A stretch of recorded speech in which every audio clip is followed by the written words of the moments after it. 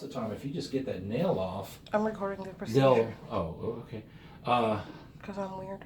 They'll do better.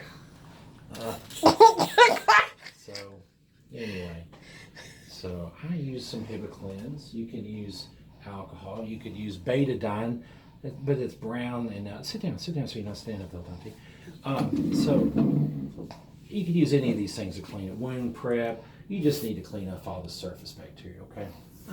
Now, what I'm going to do is a digital block. I'm going to put a shot in here and here. Okay. And when that's a little bit numb, then I'm going to go here and here. And I'm going to make her whole toe just as numb, like a zombie toe. We could eat her toe and it wouldn't even bother her after we numb it up. There was a Stephen King book where a guy was on an island with a big briefcase of cocaine. And he was a doctor. And it was a little short story, Stephen King. But he had no food, he had water. It doesn't make sense because, Stephen King. But he was hungry. And so what he would do was he would take some of the cocaine and he would tie off a toe. And he would cut off the toe and then he would eat it. And then he would eat his foot and then his leg. And then he was doing the other leg. And all this other stuff. It's a horror story. You're supposed to, Do what you gotta do. Yeah, it's the same guy gave us, Pet Cemetery and Misery. So you're gonna. I have yet That's to what see it'll that. look like when we cover that. You never seen Misery when he's got that Kathy Bates has that guy that. Yeah, when she's young and she's got him stuck and tied to that bed. Now I'm talking about she's young. Oh, I got you. So I'm gonna put a little bit of numbing spray on it. It's cold like this, so I put a little bit here, a little bit there. And I'll reapply it judiciously. This is going to sting a little bit, okay?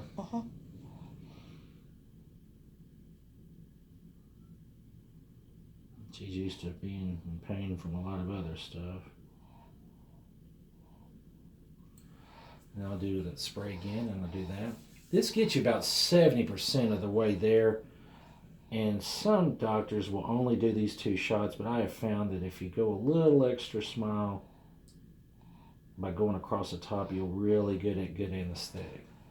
So I'm going to go right here and do a little shot right there. You're going to upload this to your YouTube channel? Yes. Put it on Twitch? I don't have a Twitch. Let's stand up for just a second. I'm going to get underneath that toe. And then she should be good. I'll do that. So this is the same principle. If someone came in and their finger was all chopped and bit up by a dog, you would numb it there, and it's the same principle. Even though we're just doing something that's kind of boring as just an old ingrown toenail or whatever, it's the same principle. I find it fascinating. When I was in medical assisting school, Yeah, I know. Yeah. When I was going to do my what she's doing, I wanted to work at a dermatology office. Oh yeah. They just let you do a lot of them. You like busting books? Yes. See? We get a lot of those here. I'm going to hit this with just a little bit more. Now, this lidocaine, little nerve endings are kind of like a electric socket. It's like a little fist to a little socket, and they send electrical signals across. Zzz. This lidocaine keeps the sodium molecules from going back and forth, so it breaks the circuit, kind of like unplugging a hairdryer.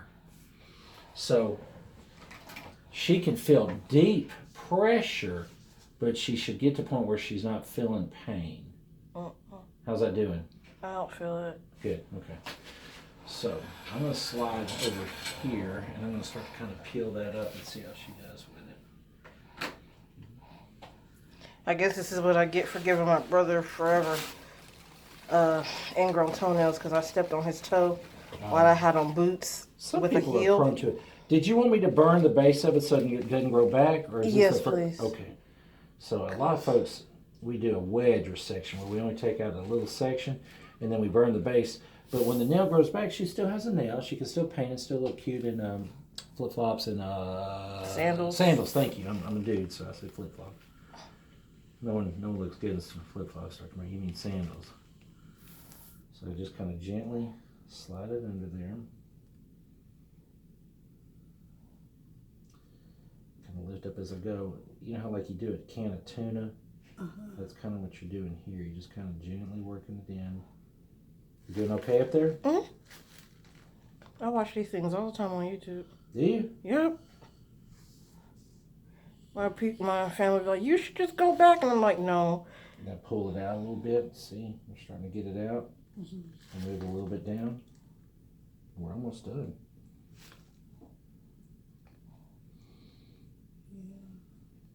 You getting okay over there, T? You're not going long enough. Oh, no.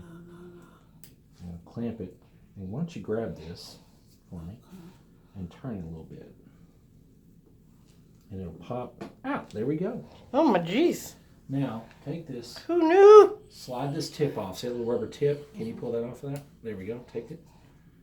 And I want you to cut. And if you need to reposition or whatever, Right down. I want you to cut right there. Come this way and get it from this side. Perfect. Yeah, there we go. You may have to choke up on it a little bit to get that good. There you go.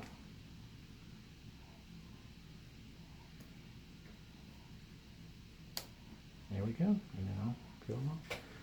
There's a little snippet there. You want to get that little guy?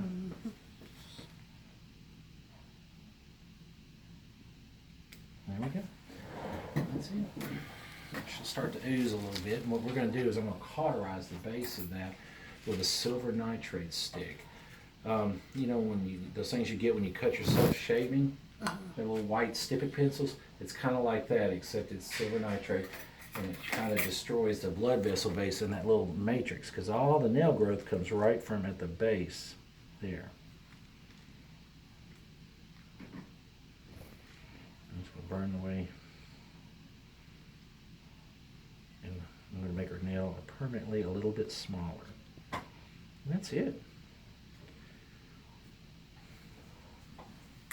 And it's good you understand you do this, because most of the time you'll come in and just wrap it up and stuff, but you know, if it's bleeding like crazy, then you might have to say, hey, Doc, do you need to, zap it again? Sometimes I'll say, nah, just, pack it. It should be good. And that's it. A lot of ERs won't do this. A lot of doctors don't like to do it. I don't know if they feel it's beneath them, or if they just don't feel like it's time, or if they're just not comfortable doing the procedure. But the deal is that it gives your patient great relief. And that's why you do this. We need a roll of tape, if you don't mind. You stay here, because I know exactly where it is. I'm going to show you how I want this wrapped, so you can wrap it like that. The base so that you can leave this bandage on until tomorrow, and then after that, just a Band-Aid for a couple of days, and then let it air dry, okay? Okay. It'll look kind of like wet snot. Just kind of, scrub it off when you're in the shower, hose it off, whatever. And then we'll take a little bit of this. She's not a real bleeder. Some people, they'll just bleed like crazy. So, isn't that because of the that the silver nitrate pretty much cauterized the base? Yeah, and because of the 2x2. Remember I used a 2x2. Epinephrine in it.